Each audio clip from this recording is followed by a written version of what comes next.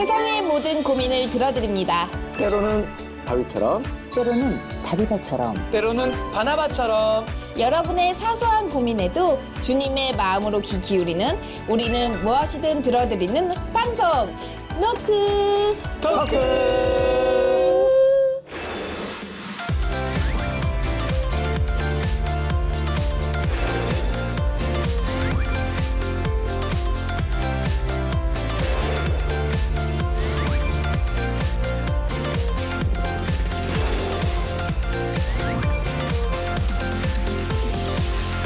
아유, 안녕하세요. 네, 안녕하세요. 잘 지냈습니까? 어떻게 다들 한 주간 잘 지내셨어요? 네, 잘 아주 지냈습니다.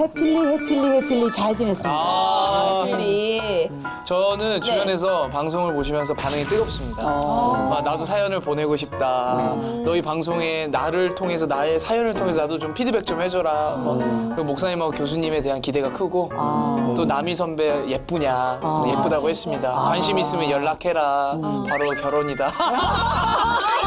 제가 바로 잘하고 있네. 잘하고 있어요. 시키지 않아도 잘하고 있어요. 잘해야죠. 네. 아니 다른 분들도 저한테 꼭 그렇게 남희 씨에 대해서 물어보더라고요. 아, 정말요? 특별히 제 남편이 네. 오남희 씨는 정말 화면하고 실물이 똑같냐 그래서 네. 어쩜 그렇게 똑같냐. 그런데 나는 그분의 이번에 마음 읽기를 하게 됐다. 그 마음이 우리가 알고 있는 오남희 씨의 그 숨겨진 어쩜 더 큰 대안과 같더라. 저는 정말 예쁜 마음을 가져서 깜짝 놀랐다라고 얘기했는데 괜찮나요? 아유, 너무 감사하다. 네. 제가 또 감동이에요, 되게. 그럼 우리 교수님도 그렇고 목사님도 그렇고 또 우리 레온 씨도 그렇고 주변에서 상담 요청이 많이들 들어오잖아요. 근데 상담했던 것 중에 가장 보람된 상담이 있을 거라는 생각이 들거든요. 레온 씨 있나요? 저 같은 경우에는 중학교, 고등학교 친구들이 진로 특강을 가서 이제 강연을 해요. 제가 살아왔던 삶, 하나님은 어떤 분이신가 이런 이야기를 하는데 네네. 이야기를 하고 나서 SNS를 통해서 이제 연락이 와요. 뭐 선생님은 뭐 이야기를 통해서 하나님을 알 수 있었고 그러나 내 상황이 지금 많이 힘들어요. 어떻게 하면 좋을까라고 했을 때 네. 제가 이제 답변을 하면서 네. 그 아이들이 참 감사해요. 선생님을 통해서 그래도 하나님의 존재에 대해서 감사함을 느낍니다라고 했을 때 되게 뿌듯하고 보람을 느끼는 것 같아요. 저는 사실은 제가 이제 우리 이제 구티비에서는 뵌 게 이번이 사실 첫 프로그램인데요. 그 전에는 제가 대부분 이게 지상파나 종편이나 이런 쪽에서 이제 상담과 관련된 일들을 많이 했었는데 네. 그때는 신앙 상담이 그렇게 많지 않았어요. 근데 이제 구티비 시작하면서 사실은 신앙 상담의 창구를 찾았다고 하는 분들이 계셨어요. 그 부분은 제게는 굉장히 보람뿐만 아니라 이게 어디에 어떻게 노출이 되느냐에 따라서 도움을 드릴 수 있는 영역이 또 달라지는구나. 또 이런 경험을 하게 되니까 저도 굉장히 보람되고 또 실제 그런 창구가 있다고 말씀하시니까 또 감사하기도 했고요. 저는 이제 그 해외 계신 네. 그 이제 동포신데요. 집사님이 시차가 많이 나지 않습니까? 네. 그래서 제가 깨어 있을 때는 그분이 주무시고 뭐 이렇게 반대 경우도 있는데 그렇죠. 계속 이제 SNS를 통해서 요즘에 상담도 그렇게 많이 하는데 한국에 있는 친구들하고 또 그 해외에 있는 친구들하고 계속 연결이 되면서 잠을 안 자고 게임을 한다. 뭐 이런 여러 가지 이제 생활 속에서 느끼는 자녀 교육에 대한 갈등 같은 거를 이야기하시는데 이 프로그램 계속 지켜보시라. 언젠가는 그 소재 나갈 것이다. 그렇게 말씀드렸어요. 진짜 좋다. 맞아요. 근데 저는 이런 이야기를 들을 때마다 정말 하나님이 살아계신다는 걸 느끼고요. 저희 노크토크에 사연을 보내주시는 모든 분들에게도 이 시간을 통해 세상에 줄 수 없는 하나님의 위로가 함께 했으면 좋겠고 회복이 있기를 바라겠습니다. 아멘. 아멘. 그럼 노크토크 6번째 시간 시작해 볼까요?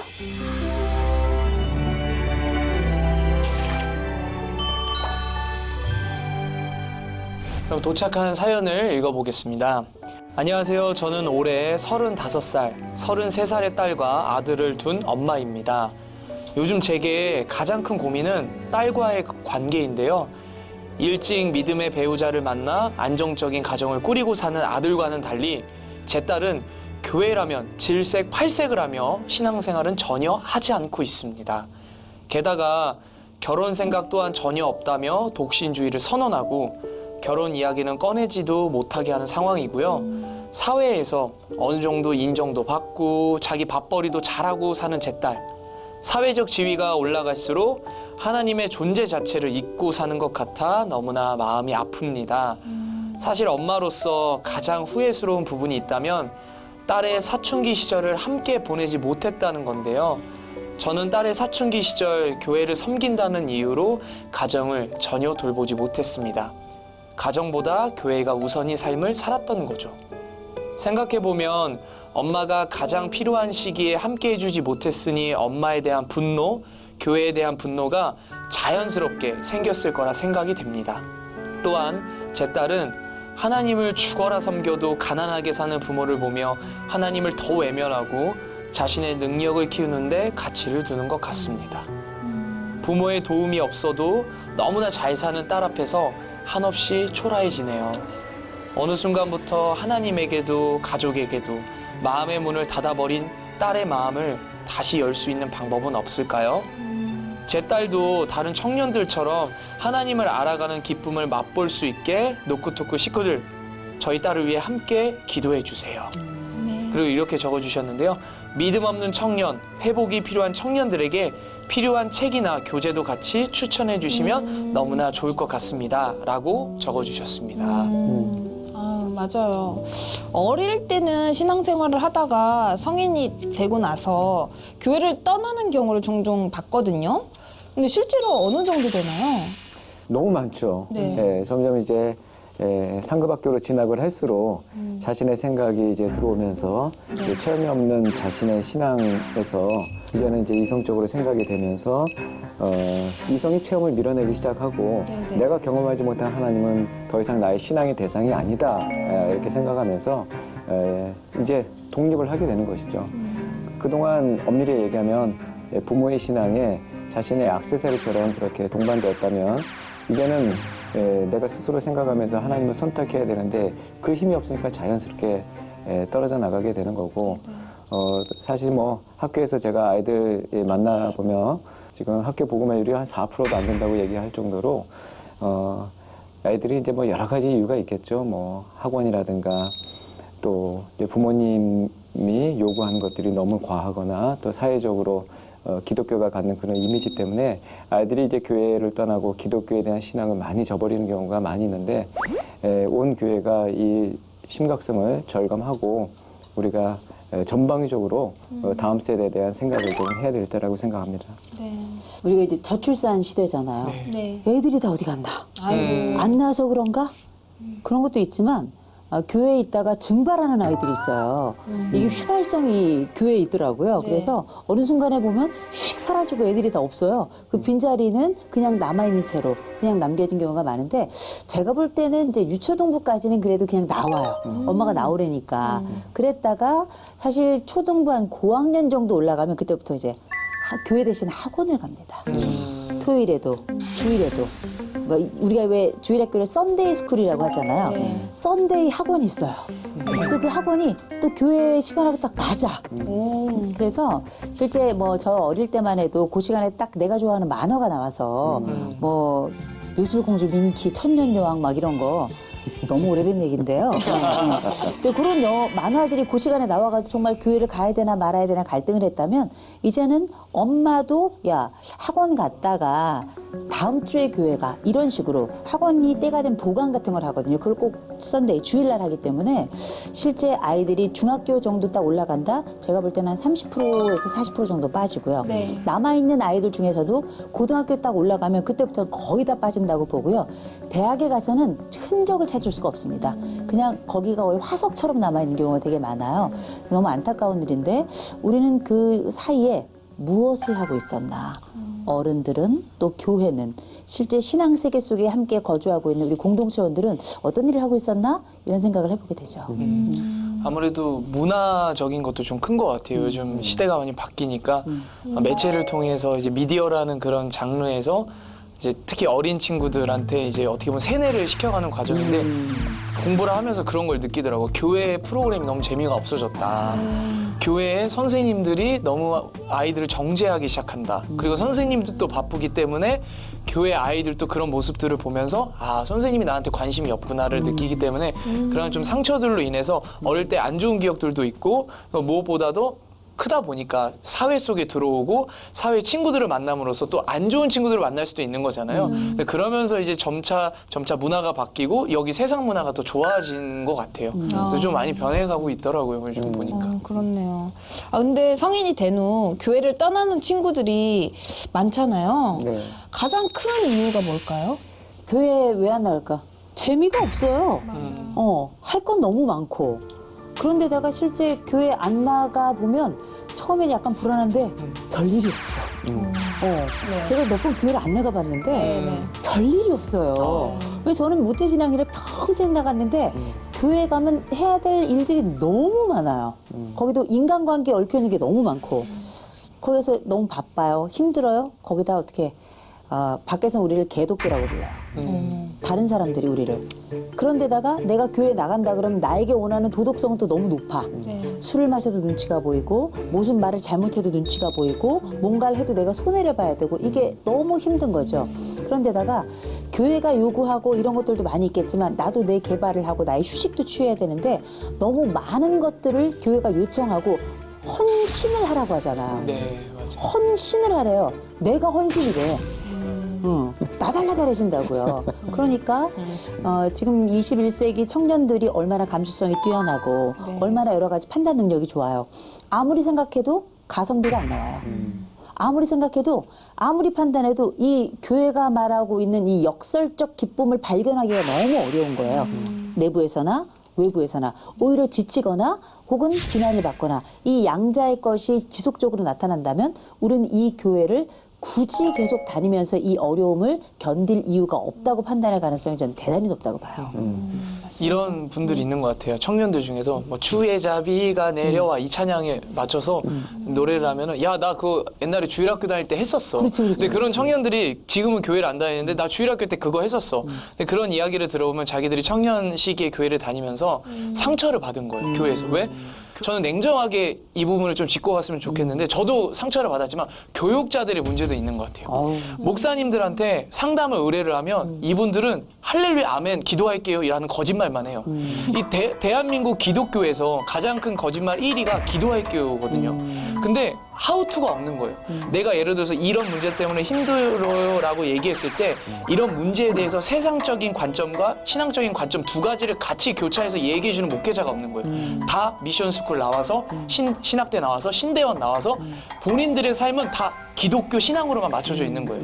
본인이 술을 마셔본 적도 없었고 본인이 어떤 사회생활을 해본 적도 없었고 이런 목회자분들이 자기 이야기만 하다 보니까 결국 내가 정말 이 부끄럽고 어려운 이야기를 했을 때 목사님은 기도할게요.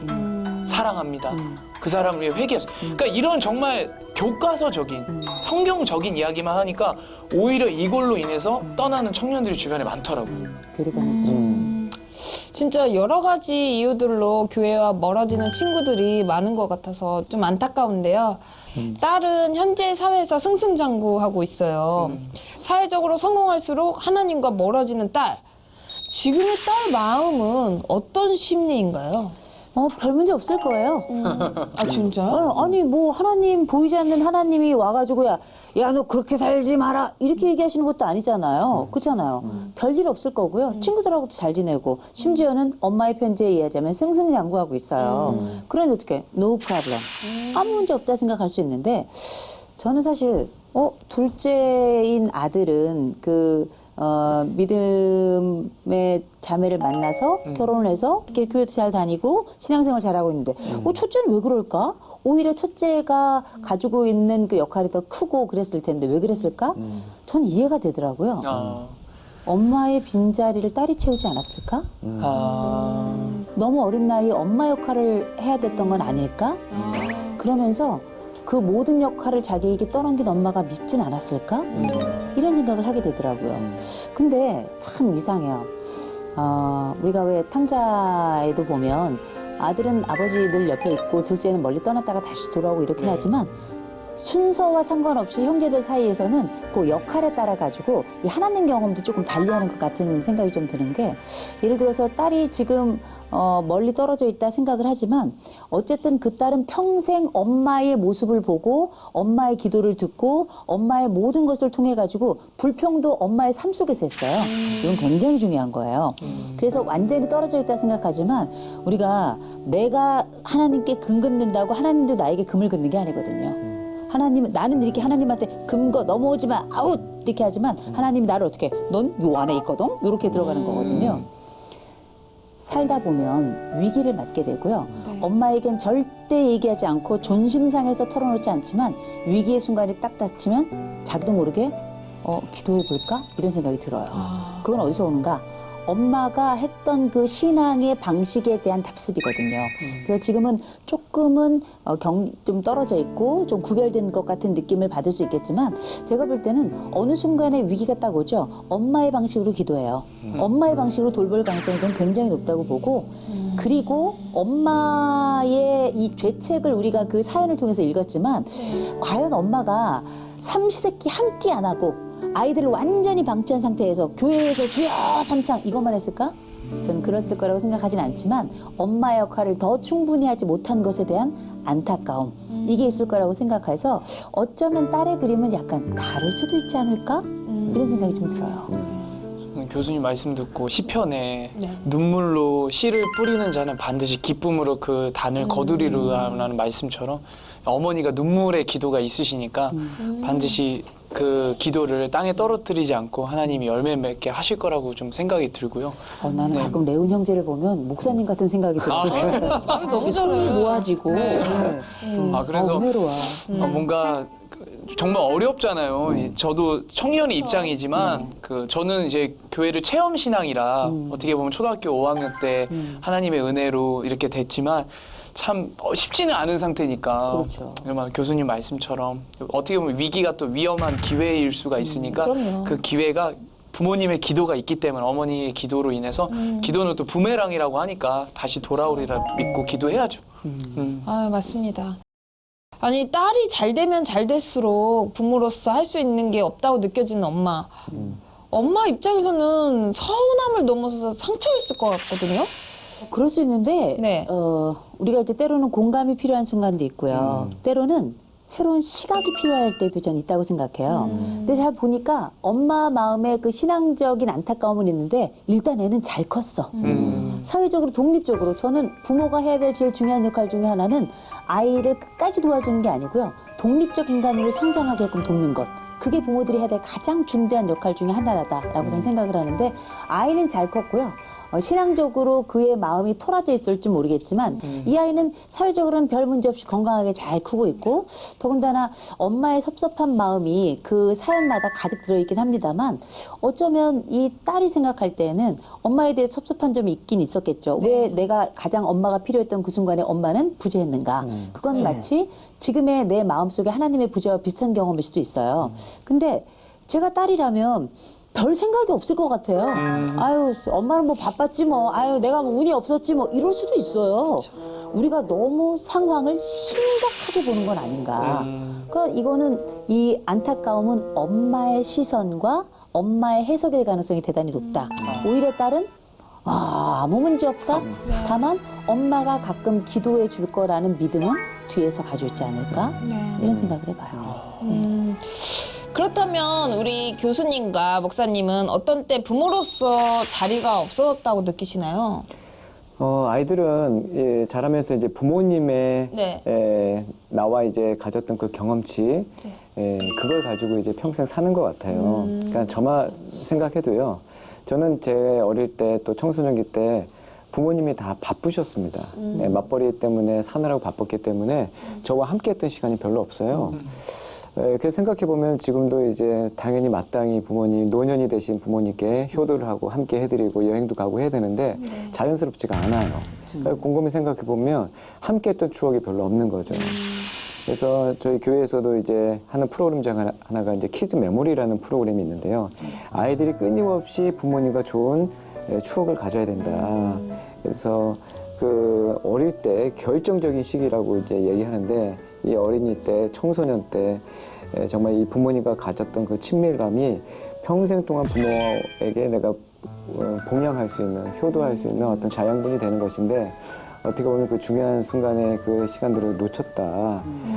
그러나 거기서 주저앉을 것이 아니라 얼마든지 또 만회하고 또 역전시켜 주시는 하나님을 바라보고 네. 또 내가 비록 그 자리에 있지 못했지만 또 그 빈자리를 또 아주 또 임팩트 있게 채워주실 것이고 또 노년 이후의 또 삶을 또 하나님께서 우리 자녀들과 깊이 친밀감 있게 메워주시리라는 또 믿음이 또 있습니다. 근데 저도 사춘기 뭐 이렇게 한참 지낼 때 전 어렸을 땐 저희 엄마가 장사를 하셨고요. 좀 커서는 또 신학 공부를 한다고 집을 안 들어와. 왜 저도 생각해 보면은 사실은 그 형제도 많았고 형제가 많았지만 다들 큰 형제들이었기 때문에 저는 그냥 혼자 남겨진 거나 다름이 없었거든요.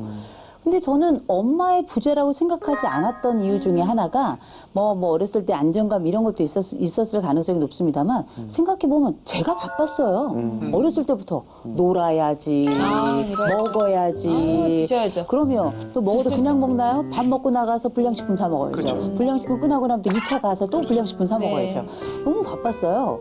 그리고 중고등학교 가서는 학교 다니고 왔다 갔다 하고 뭐 저희 때는 또 야간 자율학습 있었거든요. 그럼 맨날 10시, 11시에 들어와요. 엄마가 보고 싶어도 내가 바빠. 그래서 가만 생각해 보면 우리가 부모의 자리라고 하는 것은 빈자리라고 하는 건 누군가의 시선에서 어떻게 보느냐에 따라 많이 달라질 수 있겠다. 오히려 자녀들은 별로 빈자리를 못 느꼈는데 부모들이 야, 엄마가 지켜주지 못해서 미안하다 그랬더니 얘가 딱 생각하는 거야. 그러고 보니 또 그런 것 같기도 하네. 이럴 수도 있는 거거든요. 그래서 부모가 좀 제가 볼 때는 어느 정도 약간은 뻔뻔해지는 것도 좀 필요해요. 야 좋겠다. 너 엄마 같은 엄마를 만나서 얼마나 넌 행운하니 가끔은 이렇게 뻔뻔해지실 필요가 있는 게 거기서 아이들의 자신감은 피어나거든요. 그래서 부모가 미안해하는 것도 참 미덕이에요. 그러나 과도한 미안함은 결국 아이들의 심정적 발달과 실질적 발달을 해칠 수밖에 없습니다. 지금 아이는 이미 30이 넘었어요. 애가 늙어갑니다 이제. 그렇다면 지금부터 해야 될 새로운 우리들의 숙제는 과거를 미안해하는 것이 아니라 앞으로 우리의 관계를 어떻게 재조명할 것인가, 나의 해석에 방향을 돌려서 내 아이와 어떤 식으로 새로운 방식의 이야기를 시작할 것인가. 왜냐, 이제 내 아이가 커서 내가 내 아이와 함께하지 못했던 그 나이로 이제 들어왔거든요. 네. 그럼 이제 엄마의 뒷모습을 볼 수 있는 나이가 된 거예요. 거기다 이제 그 따님이 결혼을 하시게 되잖아요. 조금 더 엄마를 잘 볼 수 있는 환경으로 접어들어가요. 그럼 어떻게 대화에 접점이 생기기 시작하죠. 좀 좋은 시기라고 생각해요. 지금. 좋다. 그러니까 엄마랑 대화를 좀 많이 나눠야 될 것 같아요.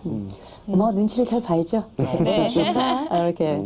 그럼 혹시 우리 레온 씨는 네. 부모에게서 독립했다고 느껴질 때가 있었나요? 저는 독립했다고 느꼈을 때가 엄마랑 같이 안 잘 때. 그러니까 그게 뭐냐면 우리 집에서 엄마랑 같이 잠을 자고 살았는데 네. 내가 다른 집에 가서 잠을 자고 있는 거예요. 그러니까 쉽게 말해서 원룸 생활을 할 때, 그러니까 원룸 생활을 하면 저 혼자 방을 꾸미잖아요. 네. 꾸밀 때 느끼는 거예요.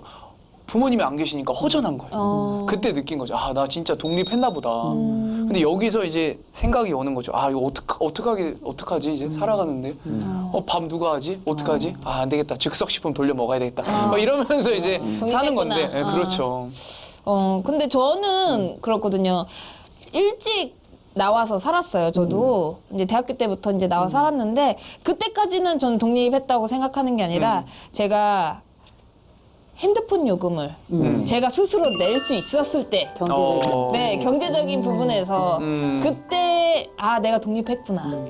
그게 이제 개그맨이 되고 난 뒤였거든요. 개그 지망생 때만 해도 그때는 이제 핸드폰. 남이는 내 딸인가 보다. 아, 왜냐하면 네. 저도 애들이 독립이 언제부터인가에 대해서 늘 고민을 하잖아요. 네. 저의 성장도 그렇고 저희 아이들의 성장도 그렇고 내 통장에서 돈이 이제 그만 나갈 때 진정한 아이들의 독립은 그때부터 시작이 아닌가 이런 그리고 생각이 이제는 들어요. 제 통장에서 이제 나갑니다. 엄마의 돈이. 저를 부모로 좀 입양하신 어떨까 이런 생각이 들어요. 저희 엄마도 너무 버겁습니다. 자꾸 뭔가를 일을 저지르시고 얘기를 하니까 아니 캄보디아 가서 상황버섯을 6kg에 60. 아니, 그래서 이제 아니 나는 안 사도 되는데 다른 이모들은 다 사러 가서 자기는 혼자 차에 앉아 있다. 그렇게 얘기를 합니다. 그러면 어떻게 해야 합니까? 목사님 어떻게 그럼 계속 앉아 있으라고 할 수도 없고. 그래서 이제 이거 캡처해서 보냈죠. 이 상황버섯 시세에 대해서 한국에서 이거 몇 개를 살 수 있다. 그래서 엄마가 안 사고 다른 이모한테 돈을 꿔서 라텍스 베개를 사가지고 있었는데 그 얘기를 꼭 하더라고요. 그래서 이제 돈을 붙여줬는데 그러니까 말도 없이 사고를 치시니까 되겠냐 버섯이냐. 예, 근데 되게 잠이 잘 오신다고 예, 하시더라고요. 다행이었죠 뭐 엄마가 잠을 또 제대로 잘 주무시니까. 근데 목사님 이번에 네. 딸 독립시키셨거든요. 오, 진짜요? 아니요, 뭐 왜 대학교 숨기세요? 보내- 왜 숨기세요? 네, 대학을 보내서 대학교 보내는 게 대학. 독립이에요. 대학을 보내는 게 독립이죠. 독립이에요. 그런 거예요? 네. 핸드폰 요금 제가 내는데요? 아까 독립 아니에요. 아니에요. 독립 아니죠? 저희 아들도 주세요. 대학을 가서 따로 사는데 독립 안 됩디다. 아, 그거 아니에요. 독립 아니구나. 네. 계좌의 독립이 진정한 독립이죠. 아, 진짜. 정리하겠습니다. 계좌. 계좌. 아직 멀었네요. 목사님. 네. 네. 아, 핸드폰 요금 목사님 내시고. 이제 고십니다. 네. 우리 엄마의 마음속엔 사춘기 시절 아이들을 돌보지 못한 것에 대한 미안함과 후회가 있어요. 우리 아까 사연을 봤을 때. 우리 기독교인들 중에는 삶의 균형을 잃고 사는 사람들이 많은데 이 부분에 대해서는 어떻게 생각하세요? 제가 볼 때는 엄마 역할은 뭐냐면 야, 넌 엄마가 바빠서 그렇게 밖으로 돌아다니느라 정신이 없었는데 넌 어쩜 이렇게 잘 컸니? 야, 하나님이 너를 키웠나 보다. 야. 엄마는 한 게 기도밖에 없는데 이렇게 잘 큰 건 엄마의 손이 아니라 너의 노력과 하나님의 돌보심인 것 같아. 이런 해석이 굉장히 중요할 거예요. 어차피 팩트는 달라지지 않아요. 사실 여부는 그대로 남아있지만 네. 거기에 우리가 어떤 해석을 주느냐가 이 아이가 바라보는 눈빛이 달라지는 거거든요. 그래서 제가 볼 때는 뭐 부모들은 의외로 굉장히 큰 죄책감을 가지는 경우가 많은데 그 전에 그 미국으로 입양됐던 친구가 한국에 와가지고 엄마를 찾았어요. 아버지는 돌아가셨고 엄마를 찾았는데 거기 두 사람이 나와서 막 우는데 저도 막 눈물이 나서 견딜 수가 없더라고요. 근데 그 엄마가 아우 미안하다 엄마가 미안하다 했더니 그 딸이었는데 그 딸이 마미 I'm fine. 저 아무렇지도 않아요. 난 떨어져 있었지만 난 잘 컸어요. 엄마가 나를 키웠으면 더 힘들었을 수도 있어요. 난 잘 컸는데 내 지금 키워진 부모가 너무 고맙고 지금 엄마가 그냥 보고 싶고 또 우리 엄마도 잘 됐으면 좋겠어서 그렇게 찾아왔어. 이렇게 얘기를 하는 거예요. 야, 제가 이걸 듣고 깨달은 게 있죠. 아, 부모는 자식은 전혀 생각하지 않는 죄책감을 가지고 있을 수 있겠구나. 이런 것도 한번 살펴볼 필요가 있을 것 같고요. 그러니까 우리가 이 세대의 자부심은 다음 세대의 자부심으로 이어지고 부모의 자부심 역시 아이들의 자부심으로 정확하게 이어집니다. 이건 뭘 기억해야 되는가? 죄책감은 우리에게 한숨을 낳지만 자부심은 우리에게 기쁨을 창출하거든요. 그래서 아이들에게 조금 미안한 부분이 있다 하더라도요. 미안한 건 미안하다고 얘기하고요. 물어보세요. 넌 어땠어? 엄마가 좀 바빴는데 넌 어땠니? 아이들이 해석을 물어보세요. 애들이 어떻게? 아 그래 엄마가 좀 자리가 없어서 난 좀 섭섭하긴 했어. 그럼 어떻게? 야 미안한데도 어쩜 이렇게 넌 잘 컸니? 훌륭하게. 혹은 엄마는 아무렇지도 않았어. 야 나 그럴 줄 알았어 야. 너 어쩜 이렇게 훌륭하니?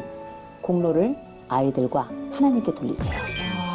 그러면 이 아이들은 거기서부터 자부심도 없고 독립성도 강화되면서 나를 이렇게 해석해주는 부모가 땡큐인 거죠. 자신감이 막 쑥쑥 올라갈 것 같아요. 우리 딸이 교회를 멀리하게 된 것과 엄마의 지나친 교회의 헌신 이게 두 개가 관계가 있을 것 같거든요. 많은 딸들이 하고 있는 고백들도 고백들을 이 딸도 하고 있는 건 아닌가 이런 생각도 해봐요. 이를테면 나 엄마처럼 안 살 거야. 엄마의 삶이 그렇게 만족스럽거나 본인이 생각했던 삶의 자리까지 다 도달하지 않았던 거죠. 두 번째, 뭐 다른 애들 그랬던 것처럼 이 친구도 교회에 그냥 시큰둥해졌을 수도 있어요. 너무 많은 의미를 부여하는 건 아닌가 이런 생각도 한번 해봐야 된다는 거고요. 또 하나, 이게 약간 아픈 얘기인데 엄마가 그렇게 평생 헌신했는데 우린 지금 이거야? 이런 어떤 헌신과 노력에 대한 열매에 대한 아쉬움과 또 이런 절망감 이런 것일 수도 있는데요. 뭐 어떤 자리에 있든지 간에 우리가 이제 이 엄마가 가지고 있는 해석 굉장히 중요하다고 말씀드렸는데 그 해석들 중에는 엄마가 스스로를 어떻게 평가하고 있는가 이게 굉장히 중요해요. 엄마가 했던 그 오랜 시간 동안의 그 노력과 헌신이 누군가 눈에는 헛짓이고 헛발짓이고 허공에다가 그냥 이거 번지 날리는 것과 비슷할 수 있어요. 그런데 그 모든 순간이 다 좋았다라는 엄마의 그 고백은 그 헛짓이 운동의 순간이 되는 거고요. 그 헛발짓이 어쩌면 나의 온몸을 움직일 수 있는 하나의 동력이 되는 그런 하나의 새로운 몸짓으로 재해석이 가능한 거거든요. 그래서 제가 볼 때는 따님이 가지고 있는 그런 절망감도 있을 수 있고 아니면 별거 다른 일이 있을 수도 있겠지만 엄마가 가지고 있는 스스로에 대한 해석과 끊임없는 딸에게 전달하는 그 하나님에 대한 여러 고백들 이게 굉장히 중요한 해석의 틀, 창구, 통로가 되지 않을까 싶어요. 아, 맞습니다. 저도 늘 어떤 게 맞는 건지 몰라서 늘 고민하는 부분이거든요. 하나님이 기뻐하시는 헌신이 과연 무엇일까라는 궁금증이 있거든요. 그 예수님께서 이제 요한복음에 이제 제자들의 이 우문에 현답으로 대답하신 장면이 나오는데 제자들이 예수님께 묻습니다. 우리가 어떻게 해야 하나님의 일을 합니까? 이렇게 물어보니 예수님께서 하나님께서 보내신 일을 믿는 것이 하나님의 일이다. 이렇게 얘기를 해주세요. 바로 예수님을 잘 믿는다는 거. 네. 그것은 내가 열심히 시간을 내서 교회에 앉아 있는 것이 아니라 내가 어느 자리에 있건 하나님이 보내신 예수 그리스도 그러니까 이 땅에 섬김을 받으려 하신 게 아니라 십자가의 그 정신 섬기기 위해서 오신 그 예수님을 잘 믿는 것이 하나님의 일이라는 것을 안다면은 내가 지금 설거지를 하고 있고 내가 빨래를 하고 있고 또 내가 사랑하는 자녀를 위해서 열심히 음식을 만들고 있는 그 일이 자녀들을, 가족들을 잘 섬겨내는 십자가의 정신을 구현하는 것이다. 네. 그래서 우리는 그것을 살림이라고 하잖아요. 식구들을 살려내는 것. 네. 그래서 그 귀한 살림은 곧 하나님의 아들 예수님을 잘 믿는 것이다. 그러니까 곧 교회 일과 또 세상 일은 구분되는 것이 아니다. 이렇게 말씀드리고 싶네요. 근데 우리 사연에서는 가장 중요한 청소년 시기에 곁에 없던 엄마, 아이들에게 엄마란 존재는 어떤 존재였을까라는 궁금증이 있거든요. 엄마는 일단 엄마죠.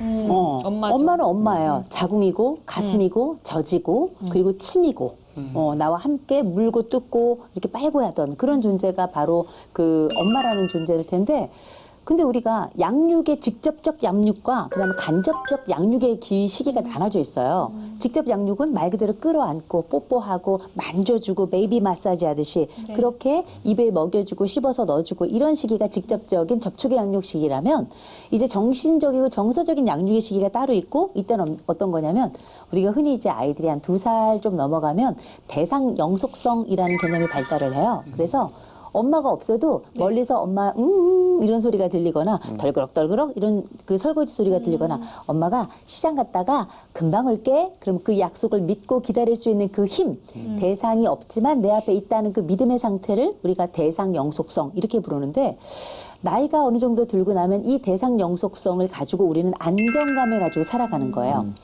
어린 시절 아이들과의 관계가 별 문제가 없었다면 엄마가 아이들 청소년 시기에 가끔씩 없었다? 이 부분이 아이들에게 큰 상처가 되지 않아요. 그걸 먼저 기억하셔야 되고 두 번째, 아이들이 청소년기가 조금 돼서 성장할 때에는 엄마가 가끔 없어져 주는 게 땡큐예요.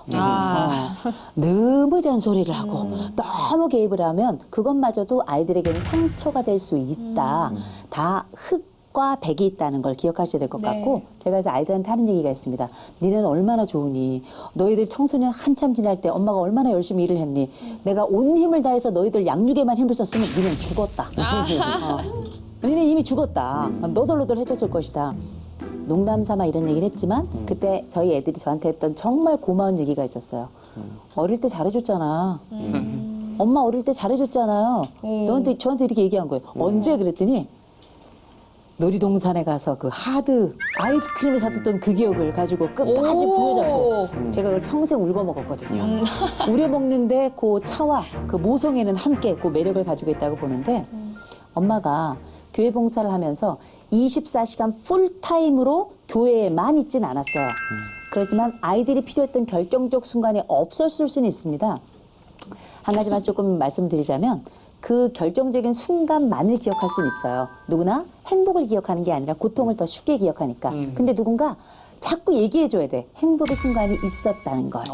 우리는 이랬었어. 그땐 그랬지. 이런 것처럼 띠라라라라 이런 것처럼 보고 아무것도 아닌 것 같죠?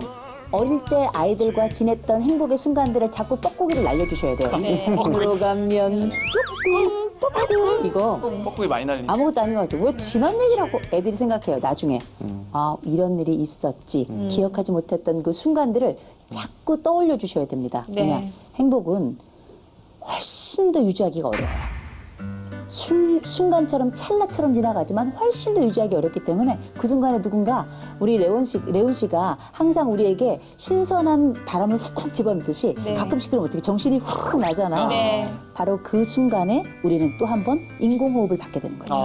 행복은 항상 이런 심리적 심폐소생을 통해서 계속 반복되는 거기 때문에 기억하시고 부모의 부재에 방점을 두지 마시고요. 있었던 순간의 그 압축적 행복에 대한 기억 살리기 여기 핵심을 두셔야 되는 거죠. 저 같은 경우에는 네. 저에게 엄마란 물어보면 이렇게 이야기하고 싶어요. 여자답게 살지 못한 사람. 저희 어머니가 그런 말씀하셨어요. 나는 여자답게 살아보고 싶다. 근데 그 안에는 정말 많은 생각들이 들더라고요. 예쁘게 치장도 하고 싶고 예쁘게 보이고 싶고 그런데 아들을 위해서 딸을 위해서 물건도 사줘야 되고 내가 좋은 거 얘부터 먹여야 되고 그러다 보니까 어머니가 그런 말씀을 하신 것 같아요. 그래서 OECD 국가 중에서 이제 여러 나라들을 대상으로 설문조사를 했는데 세상에서 가장 아름다운 영어 단어가 뭐냐. 근데 설문조사를 했는데 1위가 마더가 나왔대요. 엄마. 근데 정말 슬픈 소식은 아빠는 50위 안에도 없대요. 이게 얼마나 슬픈 소식입니까? 그래서 그만큼 엄마라는 존재는 전 세계 어디나 정말 가장 위대하고 존귀하고 아름다운 존재가 아닌가 그런 생각이 들더라고요. 근데 이제 제가 약간 초를 치는 것 같긴 한데요. 이제 50대가 넘어가면 호르몬상으로는 거의 남자에 가까워요. 그래서 약간 그런 로망이 조금 줄어들긴 하는데 예. 제가 볼 때는 저런 아들이 있으면 어떤 치장보다 더 행복하지 않았을까. 아, 진짜. 오늘 뭐 먹고 싶은 거 있으세요? 많아. 근데 저는 저에게 엄마란 네. 오래된 친구? 엄마랑 솔직히 저랑 나이 차이가 별로 안 나거든요. 20살 차인데. 진짜? 네, 제가 36인데 엄마가 56. 우와. 그러니까 20살 차인데 어렸을 때는 진짜 굉장히 친했어요. 서로 막 얘기도 하고 뭐 나 있었던 얘기도 하고 하루 종일 있었던. 그럼 엄마는 시끄러워 그만 좀 얘기해 막 이러면서 그 정도로 친구같이 지냈거든요. 근데 이제 제가 나와서 살면서 이제 개그맨이 되고 이제 떨어져 있다 보니까 정말 연락도 잘 못하게 되고 근데 오래된 친구 고향 친구는 내가 연락을 뭐 이렇게 매일매일 연락을 안 하더라도 언제든지 내가 고향에 가면 만날 수 있고 뭐 언제든지 전화하면 반갑게 맞이해주는 그런 느낌이 엄마랑 좀 친구 같은. 근데 제가 요즘 잘 못해서 미안해요. 상황 벗어서 사줬어야 되는데. 잘못했다. 잘못했네. 하지만 라켓츠가 있으니까. 네. 잘 주무시고 계셔가지고. 저는 이 말이 좀 떠오르는데 네. 항상 그런 얘기를 해요. 엄마는 그 자리에 있어. She's there. 예, 맞아요. 그리고 God is here. 하나님이 내 안에 있어. 이런 얘기를 하는데 네. 엄마는 그 자리에 있는 게 진짜 큰 믿음이거든요. 네. 이게 제가 볼 때는 엄마하고 남희 씨 사이에는 정말 끈끈한 자매와도 같은 네. 또 엄마와 딸 같은 이 아주 복잡한 관계들이 아주 좋은 사랑의 악교로 이렇게 딱 마감이 되지 않나 싶어요. 아유, 감사합니다. 더 잘해야 되겠다, 엄마한테. 그러니까 그래, 상황 버섯 해요. 상황 벗어. 캄보디아는 못 믿겠어요. 왜냐면 너무 비싸요. 너무 비싸다. 많이 비싸네. 진짜 비싸요. 제가 저기 상황버섯 아는 업자 계신데 네. 저기 신만이 하시는 분인데 제가 진짜요? 그분께 좀 부탁을 좀 드릴까요? 이건 믿을만 하네요. 상황을 봐서 좀 해야 돼요. 상황을 봐서 그렇죠. 어우. 상황을 봐야 돼요. 라임의 황제시. 네, 라임의 황제죠. 그러면 우리가 좀 상황 버섯 얘기하다 계속 딴 데로 빠지는데. 상황을 다시 한번 들어야 네. 됩니다, 지금. 근데 죽어라 교회 나가도 무능력한 부모.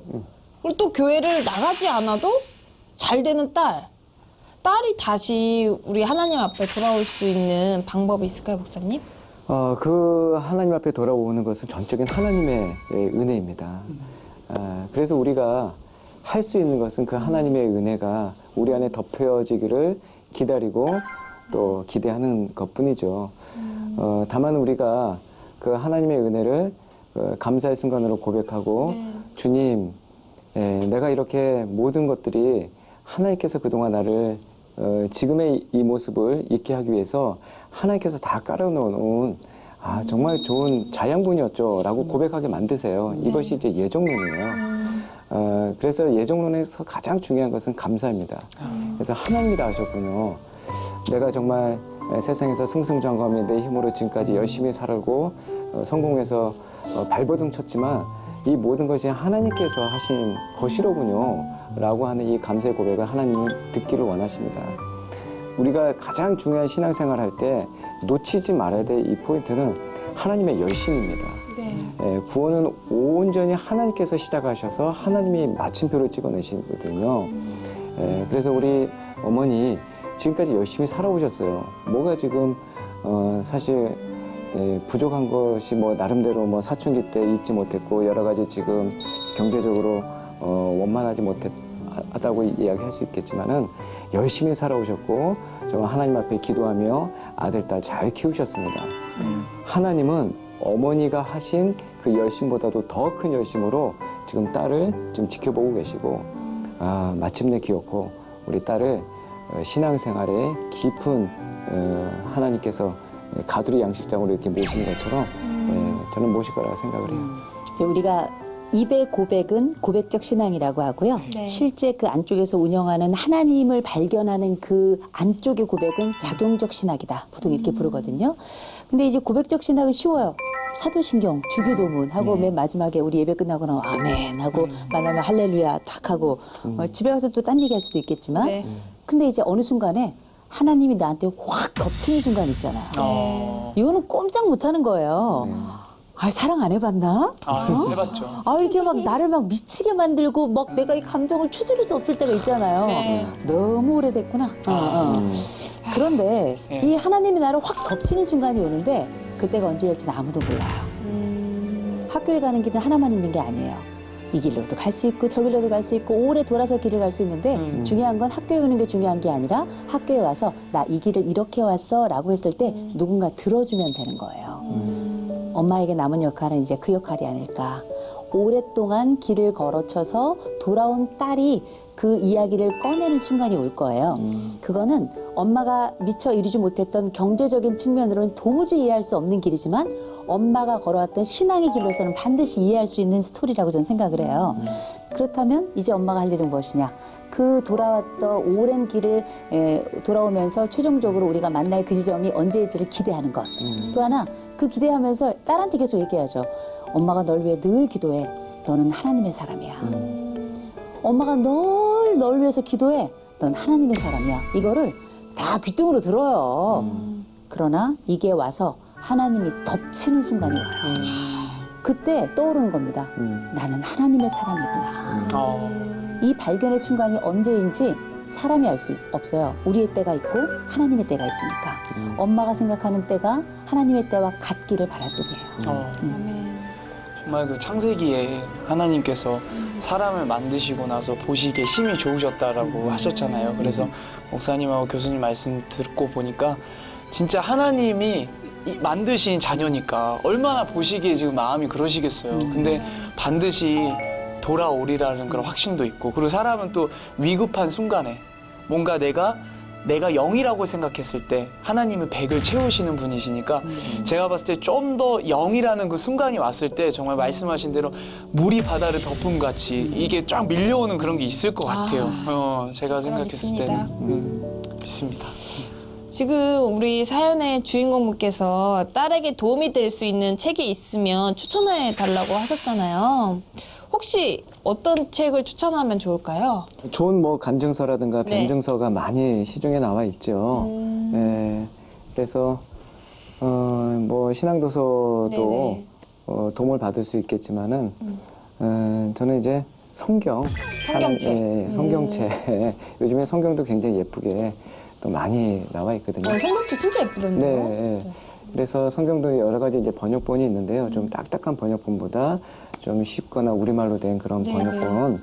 네, 그런 것을 이렇게 주는 것도 좋고, 혹시 청진기라는 책 아시나요? 혹시 목사님이 주신 목사님 본인 책이세요. 아, 그치. 네, 본인 어쩐지 책. 청이 들어가가지고. 저도 검색해서 알았어요. 아, 그렇구나. 네, 청진기. 의사 선생님이 이렇게 진료 볼 때 목에다 이제 매달고 하는 거잖아요. 네네. 잘 듣는 겁니다. 아, 그래서 우리 아까 저기 레온 형제가 얘기했지만은 네. 믿음은 들음에서 나오고 들음은 그리스도의 말씀이다 이런 말씀이 있는 것처럼 청소년이 진짜 들어야 할 기독교를 굉장히 이제 궁금해하는 이제 제목을 가지고 제가 한번 고민하면서 써봤는데요. 뭐 예를 들면 그런 겁니다. 왜 에덴 동산에 선악과를 만들어 놓으셨는가? 그 하나님이 만들어 놨기 때문에 그걸 따먹은 거고 결국 죄를 짓는 것은 하나님 때문이 아닌가 이렇게 우리가 따질 수 있는 부분 뭐 이런 원초적인 질문부터 하나하나 이렇게 정지하지 않고 성경적으로 풀어놓은 네. 책인데요. 네. 그런 것도 좀 도움이 될 것 같고 본인 지금 그렇게 진지하게 얘기하시면 민망하네요. 네. 뭐 제가 약간 말씀을 드리자면 네. 우리 목사님께서는 청을 좋아하십니다. 네. 청진기에 이어서 청바지라고. 아, 청바지. 또 이제 네. 또 그 청소년과 관련된 책을 또 이제 지금 내시잖아요. 네. 네네네.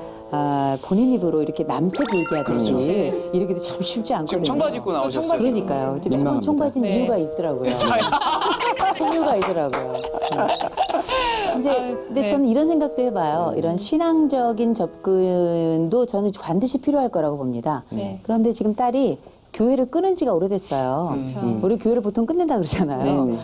근데 또 다시 또 교회를 찾는 순간이 올 수도 있을 텐데 그 전에 신앙인으로서 그 딸을 만나기 전에 한 여자로서 오랫동안 일을 해왔던 한 여성으로서 딸을 만나보면 어떨까. 이제 딸이 사회인의 자리로 들어왔으니 그래서 저는 제가 이제 저랑 또 절친이기도 한 유인경 기자가 썼던 내일도 출근하는 딸에게 라고 하는 책이 있는데요. 이게 이제 엄마의 심정으로 매일 출근하는 그 딸에게 해주고 싶었던 이야기를 가장 사실적이고 가장 또 마음을 담아서 정말 편안하게 읽도록 그렇게 적은 글이라 저도 읽으면서 참 좋았거든요. 그래서 어쩌면 신앙인 이전에 같은 인간으로 또 같은 여자로 이제 나의 젊은 시절의 자리로 들어온 내 딸에게 엄마로서 어떤 얘기를 하고 싶은지에 대한 잔잔한 이야기부터 한번 시작해보면 어떨까 싶습니다. 야, 또 이렇게 얘기하시니까 뭐 제 책도 얘기해야 되나요? 이러면서 저는 그 적어왔어요. 그냥 보내주시면 되잖아요. 책이요. 저는 제가 적어온 게 네. 이영표 선수가 쓴 책이 있는데 이영표 집사님이시죠. 네. 이영표 네. 집사님의 생각이 내가 된다라는 그 책이 있는데 여기서 이런 말이 있더라고요. 올바른 행동은 올바른 생각에서 나온다. 그래서 뭔가 이 책 제목처럼 저는 이제 구체적으로 설명을 못 드리겠지만 책 제목처럼 생각이 내가 된다는 말처럼 이제 생각하고 계시는 거. 우리 어머니께서 생각하고 계시는 게 우리 따님이 그 생각들로 인해서 이제 행동이 이제 믿음의 행동이 되고 그다음에 예수 그리스도를 믿는 그 행동으로 바뀌었으면 좋겠다는 생각으로 네. 책 제목을 생각이 내가 된다 한번 읽어보셨으면 좋겠네요. 네, 편안하게. 책 자랑을 해야 될 거면 내 책 얘기도 할 걸. 괜히 얘기했어. 민망하네. 네, 우리 노크토크 6번째 시간. 오늘 사연은 하나님과 멀어진 딸에 대한 어머니의 고민 사연으로 함께 했는데요. 어떻게 목사님, 네. 오늘 고민 사연 정리 준비되셨나요? 제가 이제 코스타 집회를 요즘에 좀 다니는데요. 아, 준비하셨군요. 네. 네. 코스타는 매년 주제가 있어요. 네. 네, 올해 주제는 일하십니다. 뭘까요? 그러니까 일도 열심히 아까 하나님의 일 제가 정의를 말씀드렸죠. 하나님이 보내신 예수님을 잘 믿는 거. 근데 일하세는 이제 삼행시로 그렇게 딱 정리를 했어요. 네. 일상에서 하나님의 나라를 세우자. 그것이 일하세의 주제입니다. 일상에서 만나는 하나님. 그러니까 일상에서 늘 우리가 걷고 숨 쉬고 밥 먹고 또 대화 나누고 커피숍에서 이렇게 지내는 것. 핸드폰을 하고 또 미디어를 또 보고 모든 것이 다 일상인데요. 그 일상 속에 우리 하나님은 살아계시고 우리에게 대화를 건네오신다. 우리 딸이 지금 일상 속에서 지금 하나님과 떨어져 있는 것 같이 지내고 있는 것 같지만 네. 그 일상에서 하나님은 열심히 지금 일을 하고 계십니다. 일상에서 하나님의 나라를 세워가는 것은 일상에서 열심히 일하시는 하나님을 또 우리가 만나는 기회가 될 것이다 라는 그 믿음을 가지시고 우리 딸이 정말 더 깊이 정말 주님의 그 일에 들어올 수 있도록 우리 엄마가 지금 기다리고 계신데 정말 우리 딸이 정말 마침내 그렇게 깊이 하나님을 만날 거라는 그 믿음을 가지고 엄마 조금만 더 참아주시고 네. 인내해 주시면 감사하겠습니다. 네, 맞습니다. 저는 이번 사연을 들으면서 계속 엄마 생각이 많이 나더라고요. 사실 저도 개그우먼이 되고 바쁘다는 핑계로 엄마랑 대화도 안 하게 되고 좀 관계가 굉장히 소홀해졌거든요. 철없던 저의 과거를 또 생각하면 또 그 당시에 속상해 하셨을 엄마를 생각하며 이번 기도 편지는 제가 준비했습니다. 네. 네, 기도하겠습니다. 하나님 아버지, 우리 사연 주인공을 위해 기도합니다. 우리 어머니께서 딸이 하나님에 대한 믿음이 없는 게 다 본인 탓이라고 자책하고 있습니다. 하지만 그 누구보다 어머니께서 딸을 위해 기도를 많이 하고 있다는 걸 하나님은 알고 계실 거라 믿습니다. 주님, 우리 어머니의 어려운 마음을 만져주시고 안아주세요. 그리고 하나님을 믿지 않고 방황하는 우리 딸을 위해 기도합니다. 믿음 생활을 하기에 지금 당장 마음이 어렵고 힘들지라도 우리 어머니가 딸을 위해 항상 기도하고 있기에 우리의 딸이 지금의 자리까지 왔음을 깨닫게 해주세요. 우리 딸이 사회생활에서 느끼는 기쁨보다 하나님 믿음 안에서 더 큰 기쁨을 느끼게 붙들어 주세요. 그리고 이 가정에 주님의 축복이 가득하길 간절히 기도합니다. 사랑하는 우리 주 예수 그리스도의 이름으로 기도드립니다. 아멘.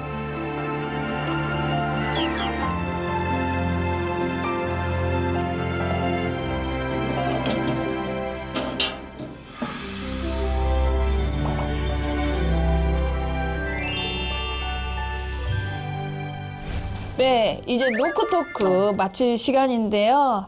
오늘 다 어떠셨어요? 저는 최근에 힘들었을 때 말씀을 보면서 예레미야 30장 말씀에서 정말 큰 은혜를 받았거든요. 그 말씀에 이런 말씀이 있거든요. 너를 치료할 자 나밖에 없고 너를 회복시킬 자 나밖에 없다. 그 말씀대로 정말 우리를 치료하시고 우리를 회복시키실 분은 결국 이 따님과의 사이도 이 가정도 다 하나님밖에 없다라는 그 사실을 기억하시면서 좀 기도로 나아가시면서 힘들더라도 그 하나님을 믿고 가셨으면 좋겠습니다. 아멘. 저 엄마잖아요. 네. 그리고 이제 청소년기를 한참 지나고 있는 딸이 있고요. 이 딸은 열심히 덤비고 있습니다. 근데 이제 딸 가진 엄마들은 다 애틋한 마음이 있어요. 그리고 약간 걱정스러운 마음이 있는데 특별히 이 아이가 잘해나간다면 더할 것 없이 자랑스럽지만 그게 신앙의 자리까지 이어졌으면 하는 게 또 이 예수를 알고 또 하나님의 은혜를 아는 엄마들이 가지고 있는 욕심이기도 하거든요. 근데 이제 저도 이 사연을 이렇게 들으면서 이 딸을 위해서 그러면 상담자인 저는 뭘 할 수 있을까? 어떤 생각을 했냐? 이런 비슷한 사례들이 꽤 많이 있었는데요. 네. 그때마다 그 엄마들을 위해서 제가 제일 많이 했던 거는 먼저 많이 안아드렸어요. 이렇게 꾹 안아주면 이 엄마들이 그간에 가지고 있던 그 마치 탯줄이 터지듯이 눈물이 훅 떨어지는 걸 제가 여러 번 봤는데 어쩌면 이 딸과 이 신앙적 포옹을 어서 할 날이 빨리 오기를 기도하겠습니다. 아멘. 네. 저도 딸바보인데 네. 네, 저도 이 사연 들으면서 대학에서 열심히 나름대로 고군분투하고 있는 제 딸이 생각이 많이 났습니다. 네. 그러니까 이 딸이 얼마나 힘들 때도 많고 저는 몰랐는데 자퇴도 생각을 했더라고요. 예, 그 관계가 좀 힘들고 과제도 어렵고 그렇죠. 조금 많이 역부족했나 봐요. 예, 그럴 때마다 이 애비한테도 얘기하지 못했던 많은 것들이 있었고 또 신앙적인 방황도 하기도 했더라고요.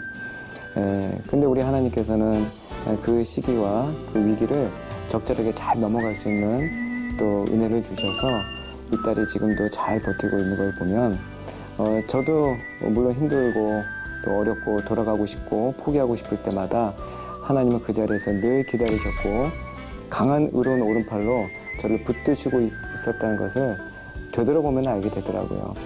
우리 하나님은 기다리고 계십니다. 거기에 아멘. 반드시 계십니다. 그래서 그 아버지 하나님이 나의 아버지라면 이 딸도 반드시 신앙의 자리로 돌아올 것을 믿고 우리 어머니 조금 더 힘내셨으면 좋겠습니다. 아멘. 네, 정말 이 시대는 기독교인들이 살아가기 정말 힘든 시대인 것 같다는 생각을 요즘 많이 하고 있는데요. 특히 청년들이 믿음을 지키며 살기란 더더욱 힘든 때인 것 같아요. 이런 힘든 시대를 살아가는 것조차 주님의 시간표 안에 있다는 것을 믿으며 끝까지 주님 손잡고 천국을 향해 달려가는 삶 되시길 바랄게요. 누군가 내 이야기를 들어주길 원한다면 주저 말고 노크해주세요. 때로는 다윗처럼 때로는 다비다처럼 때로는 바나바처럼 여러분의 모든 고민을 주님의 마음으로 들어드리겠습니다. 사랑과 위로가 함께하는 이곳은 노크 토크! 다음 주에 만나요. 안녕. 짤짤. 모든 사람들이 중년기에 도달했을 때 상황과 타이밍만 되면 다 외도를 할 수 있다. 저에게는 귀여운 남편이 있어서 아직은 괜찮습니다. 아따 연하시잖아요. 아주 깜찍해요. 활동만 줘봐. 두껍지 엄청나지 않아. 그냥 새 팔이야 새. 이제 소개팅 프로그램을 자기가 만들었어. 내가 원했던 이상형 있잖아. 다 갖다 넣은 거예요. 그렇게 돌려서 만난 여자가 이혼했던 그 전 부모였던 거예요. 결국 모든 문제는 나로부터 시작하는 거고